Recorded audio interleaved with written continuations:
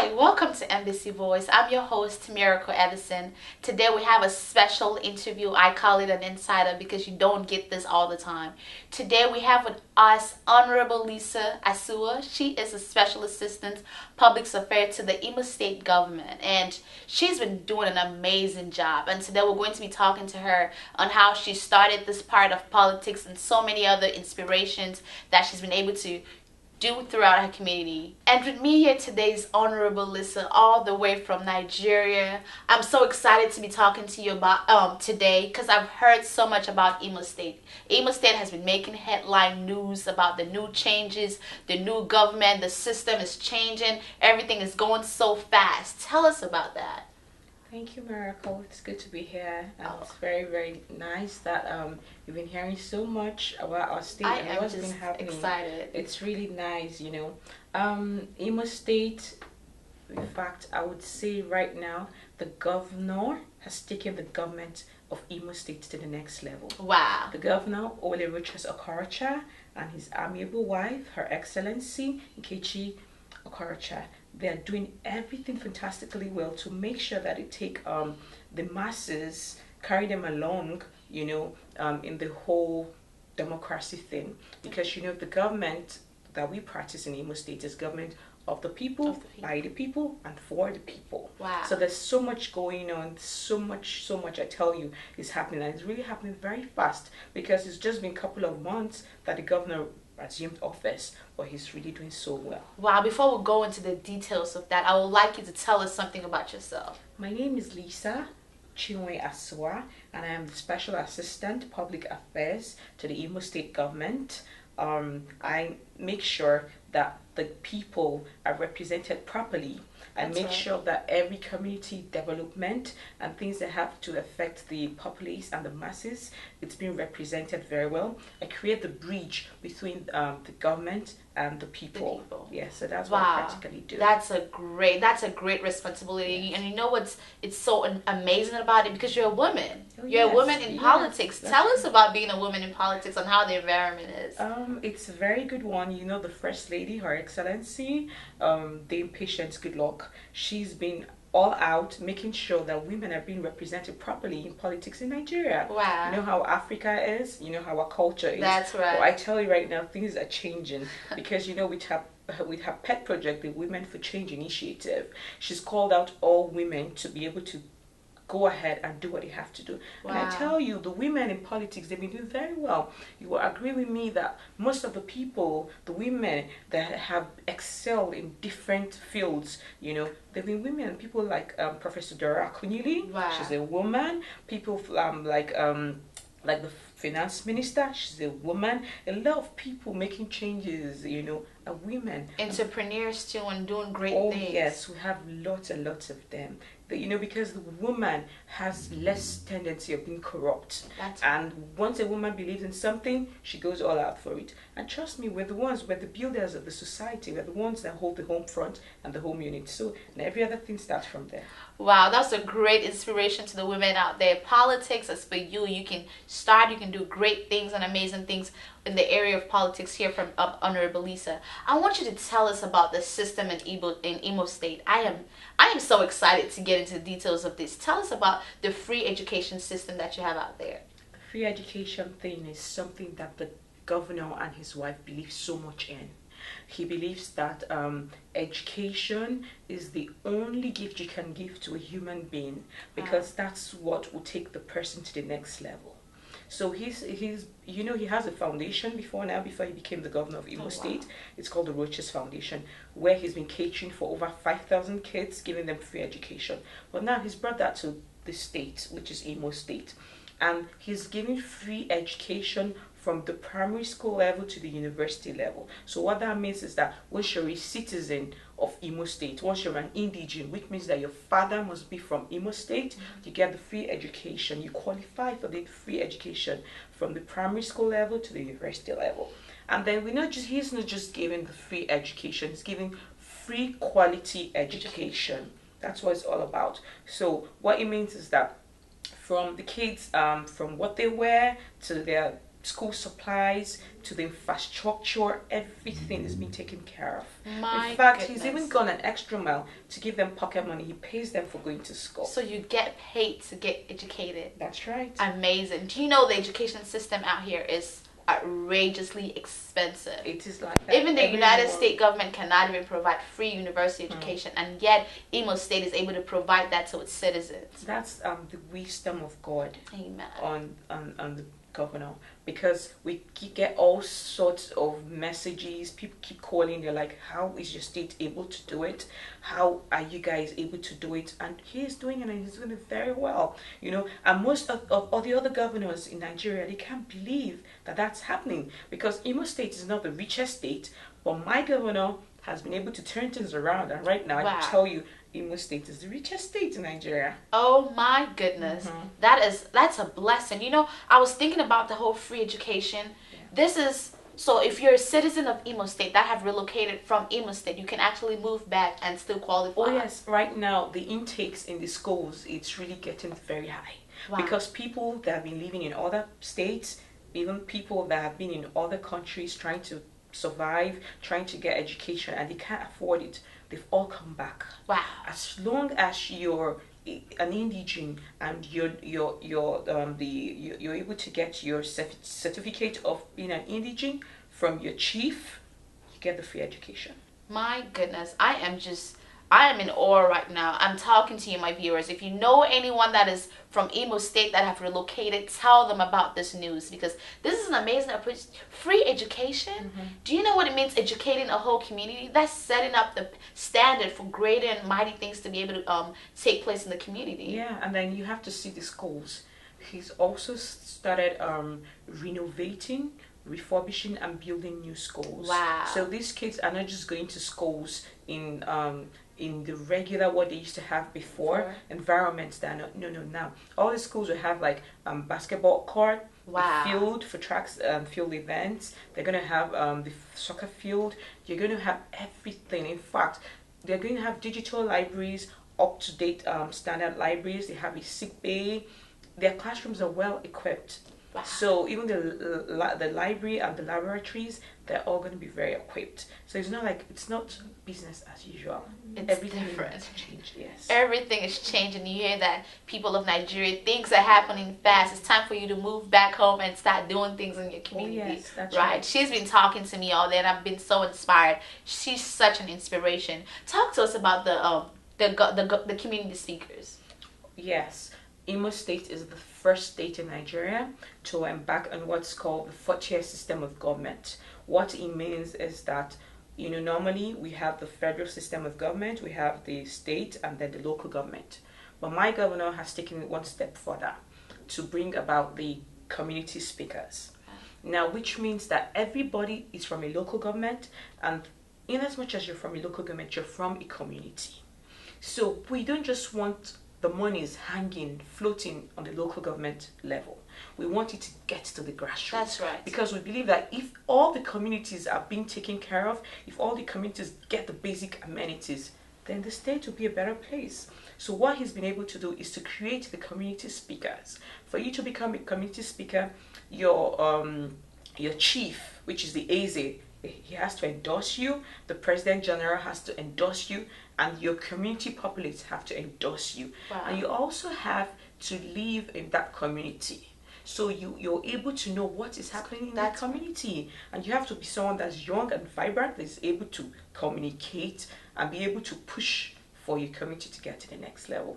So right now we have like 700 and something of them, which are the communities in Imo State. My goodness. They already have been tasked to go ahead, give us all the data of how many schools they have, what they need, hospitals, post offices, roads. In fact, the governor has gone one step forward to tell them to make sure every community specializes in one particular form of agriculture. That means that if you don't have land, you can start fishery. Wow. If you can't, you can start with snail cultivation, or you can start with poultry. He wants every community to specialize in one thing, so this will bring about surplus in food. That's right. And then the price of food will now drop, and then everybody will be able to function properly. That's a great idea, because if each community is doing something, they specialize in something, that's producing the best in that thing. That's right. And then that way, marketing, you can be able to get things from other communities. That's a great strategy. You have specialization. That's because right. everybody's specializing in what they can be able to and do. specialization brings quality. So you're not just producing right. anything, you're producing quality, because that's what you're capable of producing. Good at. My goodness, your governor has wisdom. Yeah, he has something called the Rochanomics, wow, which is Kobo must return. And part of this, it's part of the Rochanomics, you know. My goodness. Yes. I am so inspired. Talking to you, I just see all this vibrant energy. Talk to us about the young people in politics, because I'm so inspired by her. She's so young. You can't even believe it. I'm not going to say her age, but she is in politics, and she talked about several other young people who are in politics. Tell us about that. That's right. You know, the governor is a young person, and he believes in one thing, that when he was growing up, he keeps on hearing the youth are the leaders of tomorrow. And then in a system whereby people have been recycled, people in government have been recycled, he's not really comfortable with that. So he's brought out young, vibrant people that have the new techniques, people that have the new ideas. You know, this is a digital age, in fact. Yes. So things have changed. And the only thing that is constant in life is change. True. So he's brought all these young people on board. Most of the people working in the government are all young people. My goodness. So if you're a part of Imo State, you have great opportunities for you. I just want to be an engineer from that state right now. No, we would adopt you. I will. Yes. Because I'm so inspired, giving all these young people's opportunity to make their dreams come true. That's right. And you know, a lot of young people want change. And from my experiences, most African leaders are very old, and sometimes they don't know exactly what a community is facing because they're not, no longer with the young, what's happening. So that's a great opportunity for young people. My governor, he's always on ground. He's not someone that hears. He goes round, he drives himself round, going to monitor projects, check projects, to make sure that things are going on the way they're supposed to go. My goodness. Yeah, so he's a working governor. Wow. I'm so inspired. We're going to take a quick break, and we'll be right back with something called community policy. She's going to tell us details of what's actually going on in Imo State. You don't want to miss it. Welcome back. If you missed the other part of the show, you need to catch up. We've been talking about Imo State and the different things that have been going on with Imo State. We're going to go into the community policing. Tell us about that. The community policing thing is one of the governor's top priorities, because security to him is paramount in every government. That's right. For every state to get to the next level and to move, there has to be security of lives, properties, and investors. And Imo State is a state that is open to investors. We want investors because we want Imo State to be the heartbeat of the East and Nigeria as a whole. That's right. So right now, there's something called the community policing, which the governor has done, which means that every community gets its own police structure. Wow. So he has been able to launch something called the community policing, and in fact, he's also going to launch very soon the police trust fund, which means that people in service, the police people and the people that are into security and any kind of force at all, for security, they're going to, as long as they're in service and all, they're going to have the best in terms of quality life, so they can be able to give more. That's right. They can be able to be adequate. That's right. So what he's been able to do, he gave out 100 trucks. Wow. For this cause. He called the former IG of police, Ringing, who commissioned it. And then, there's been a lot of crime rate, there's been a lot of kidnapping. But right now, it's dramatically calmed down.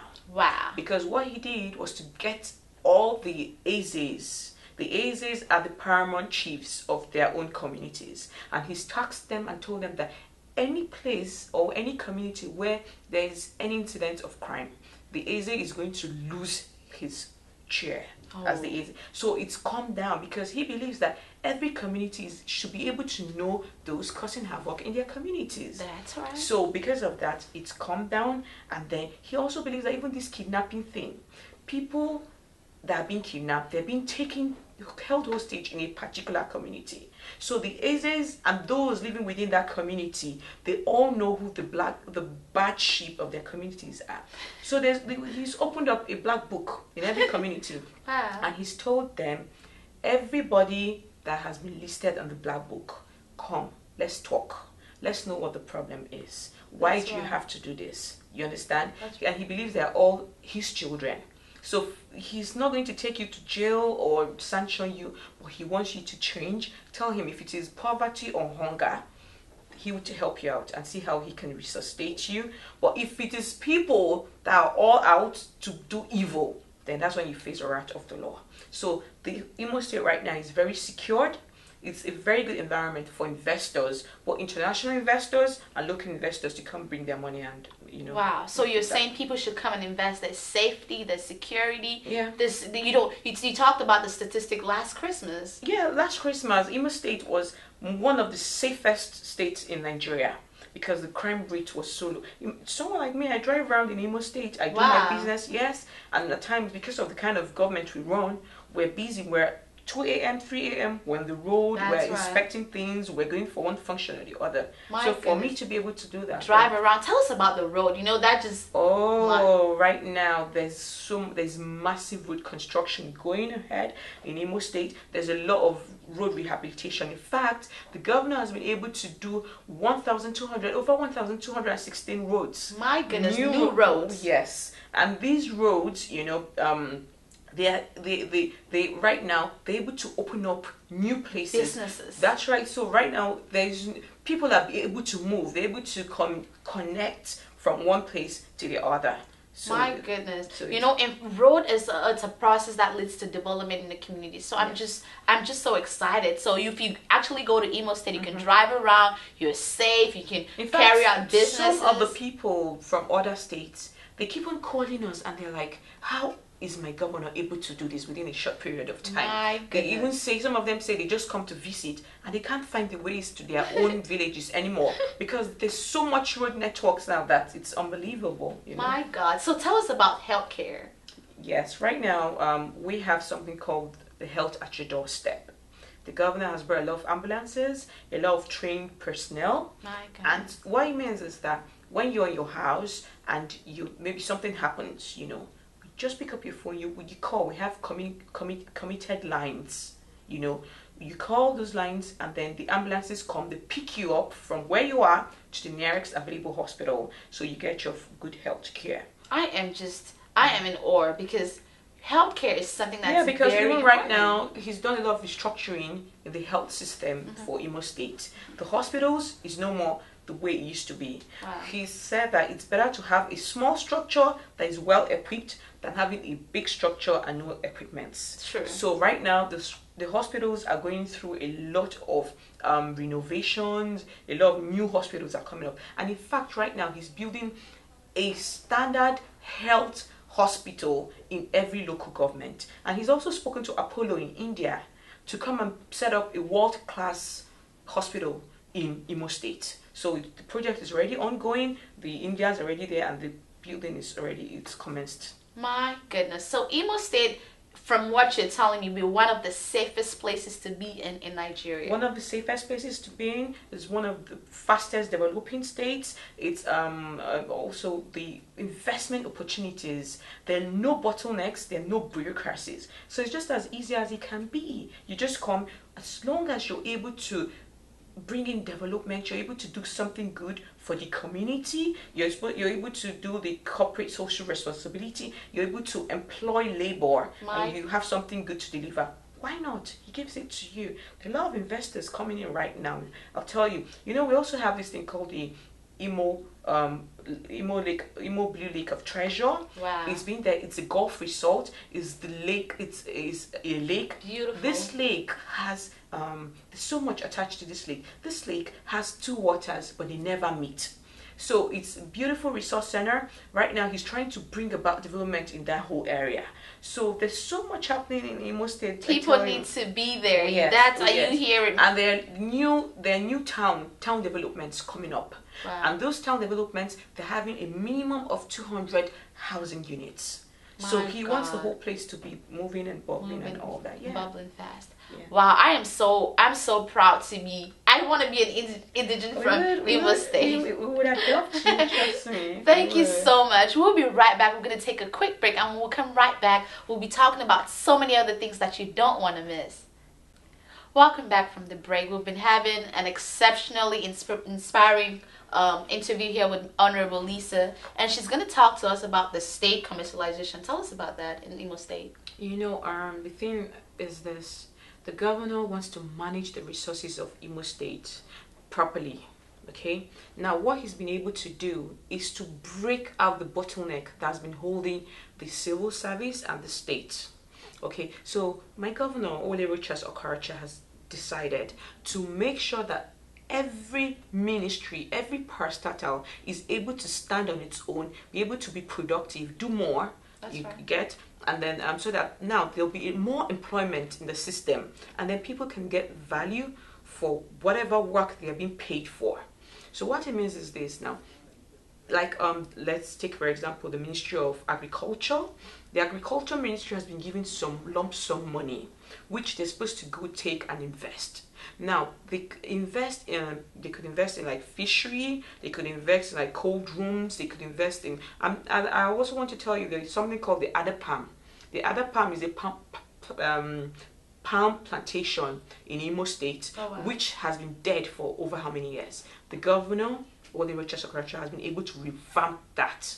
He's been able to do four new palm plantations which are so productive right now. So every ministry is supposed to go back, do something, that will bring in money to pay its workers. That's right. So it's no longer the system paying the workers. No. Now, because what happens before is that because they're being paid, everybody just relaxes, they don't get the job done. At the end of the day, the whole state is still the way it's meant to be. It will just be at a standstill. That's right. But now, because they've been given money to go and invest and do what they're supposed to do, which they are going to pay back.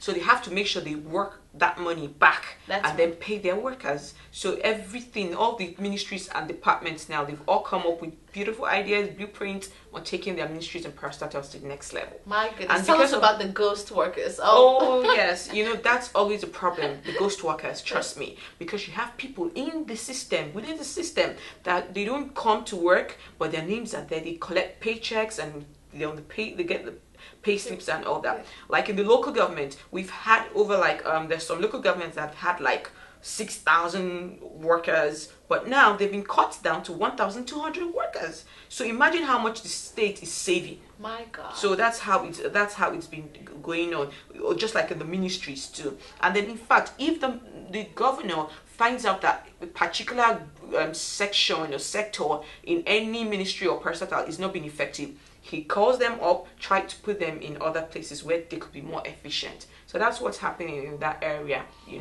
And then the road thing, the road construction thing, the person that is the commissioner for works is also the deputy governor, who is Sir Jude Abaso. He's been doing very well. And this is the first time in the history of Imo State. And in fact, it's very, very rare to see the state and the legislative arm working together. The Speaker of the House, Right Honorable Ben Uwajumogu, he's been working very well. He's been doing so much, In fact, the road construction thing, he's been part of it and he's done very well. And the working relationship between the legislative arm, which is headed by Right Honorable Ben Uwajumogu, and the governor, it's so unbelievable. My goodness, the improvement is just. Oh yes, I'm sure everybody's still in awe about the changes. Oh yes, and in fact, even the deputy governor, Sir Jude Abaso, his working relationship with the governor, it's so tremendous. Most times because it's politics, the governor is always afraid of the deputy governor outshining him or something. But this time around, it's not what's there. They're all working hand in hand. My God. Yeah. So tell us about the Imo State Foundation. Oh yes, the Imo Foundation it's the heartbeat of the governor, Ole Richards Okaracha, and it's something that is being supported by his wife, my mother, Lolo Neoma Nkechi Okaracha. They've decided to do something that would affect humanity, something in a way that they can give back to society. So they came up with the Imo Foundation. Imo Foundation is a foundation that bridges the gap between the rich and the poor, because whether we like it or not, those people, they must exist in every society. So it's something that it's inherent in them. It's something that they're so committed to. So they formed that foundation. The foundation gives free medical care support to people that can afford it. In fact, there are instances where a woman, she gave birth to triplets. She was in the hospital. She couldn't pay her bills. Till the governor's wife, Her Excellency Noma Kechi heard about it. She went in there with the Imo Foundation DG, Mrs. Ngozi, and then they were able to. The woman has been there for 5 months. Imagine someone having given birth to triplets, but being held back by the hospital because she couldn't pay her bills. They went there, they paid the bills, you know. Even there was a situation whereby a woman didn't have a house, they provided house, you know. There's a situation of where someone has been living for 12 years with 2 more. So they had to bring in people to do all that. So the Imo Foundation is doing a lot. In fact, even from our salaries as political appointees, we get the part of our salaries is being committed to the Imo Foundation. And the one that is interests most is that my governor has given up his security vote to the free education cause and to the Imo Foundation cause. And this is something that is so dear to his wife. You know, she supports the cause, and she makes sure that the whole Imo Foundation thing is being able to, you know, affect the lives of the people. Yes. I am just inspired talking to you. I so want to be part of Imo States right now. With the free school, with the free roads, with so many other things that's going on. Like, just give a recap to those who missed out on some of the good things we've been talking about. A lot has been happening in Imo State, I tell you, a lot. Thanks to people like the Chief of Staff, Prince Eze Madumeri, you know, he's been like hands on deck, making sure that everything in that state works out properly. You know, he works so hard to make sure. Now, the free education thing from primary to university level, the police community policing, the health at your doorstep, the Imo Foundation, the commercialization of all the ministries and parastatals, the specialization. There's so much happening. The community speakership. You know, there's so much happening in Imo State. And the most interesting part is that Imo State is not just locked up for Imo indigenes. No, the governor is calling on people to come back home and invest. In fact, most of the people also that are political appointees in my state government, they, like the person in charge of the media, Chinedu Ofo, he was living in the United States. Wow. We even have an SA diaspora. He was living in the United States. Even some of the NTC chairman for Owerri was living in the United States. So he's calling everybody, Nigerians, Africans, international communities, you know, to come back, to come and have a hand in this Imo State project. Because the Imo State project is not just for Imo State alone. We're looking at the bigger picture, which is Nigeria. You know, as a whole. Yes. So every day when we pray in Imo State, we say, God bless Imo State. And you know, a lot is happening in Nigeria right now. We're praying for Nigeria. We're believing, and we know that Nigeria is getting to the next level. It is getting to the next level. Things won't get worse. Things will get better by God's grace. And then we all have to key in and make sure that there's a wind of change happening. So, you know, people are right now, we're saying everybody pray that Nigeria gets to the next level. Nigeria will be better. Imo State is blessed. Imo State is getting to the next level. And we call on everybody, if you have potentials, if you want to be an investor, if you have things you want to do, get in touch with us, and it's very easy. You would.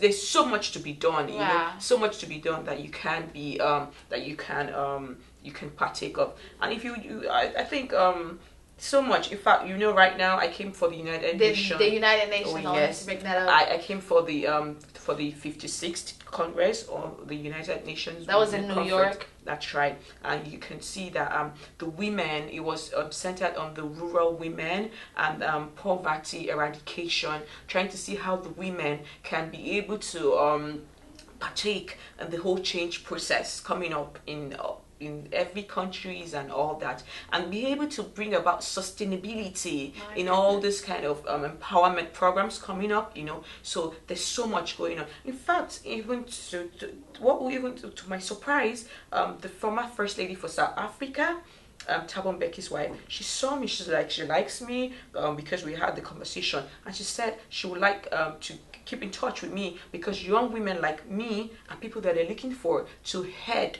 the African Parliament because people like them are retiring. So there's a lot going on for Africa. There's a lot of opportunities going out for Africa here. I just want you to give a word of inspiration to the viewers and any information that you would need to, if you watch this show, if you're inspired, we're gonna have the information on the screen so you don't want to miss any segment of the show. And you can contact me. We'll be doing so much to have you. Have your dreams come true. I want you to inspire our viewers. Tell them something that will make them want to get up and start doing what they love. All I want to say is that Nigeria is blessed. Africa is blessed. That's right. And Imo State is blessed. There's so much. People have a lot of potentials, which we are waiting for to take Nigeria to the next level, which I think people should be able to come back home. People in diaspora. We're really concerned about people in diaspora because we see that the best of the best in America, in Europe, wherever, are always Africans and Nigerians. So we want to encourage them to come back and try and bring what they have so that we can be able to develop, and make our own place to a safe haven. That's right. That's right. Thank you so much, Honorable Lisa. I'm so happy to have you. We're blessed. NBC Voice is blessed to have you. She's a big supporter of this media. She loves NBC. And we're here. We're going to be in Nigeria soon, so watch out. Thank you so much. Thank you very much.